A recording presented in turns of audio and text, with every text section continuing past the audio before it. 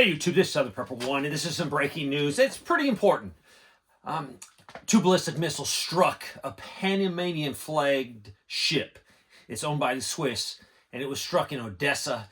It had gotten into port, and the Russians struck it with two ballistic missiles, and they said it was carrying weapons from Britain over to Ukraine. I can't verify that, and we don't know what really is the truth, but the truth is, this ship was hit. And Russia say, hey, you're carrying weapons. So is the European Union going to use this as an escalation? Are they going to say, hey, look, this is an attack on this ship? But you can't blame the Russians. They have to stop weapons from getting to Ukraine by any means necessary, and they thought this was a legitimate target. And this is war. But Europe is a little upset with Trump that he gave Ukrainian president the cold shoulder. So they have decided, hey, we are going to step up. Europe's going to step up, and we will continue helping Ukraine, which is a joke. If you look at the military strength of Europe, if you look at their forces, look at their readiness, they are not ready to fight a war.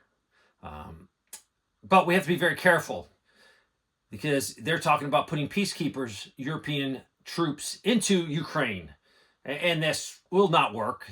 They will get killed. And then the war's going to escalate. And then one of these European countries are going to say, hey, NATO, if one person or one country's attacked, one member of NATO's attacked, we're all attacked. So we all have to come to the defense of that country. That's what's going to happen. It's going to start World War III. The president should clearly state to NATO that, hey, yeah, we have an agreement, but we might want to modify this agreement and say, hey, we might not come to your defense. Let Europe solve this problem. This is a European problem. And for years, they have decided not to spend money on their military, have spent all their money on social programs. So now they're in trouble.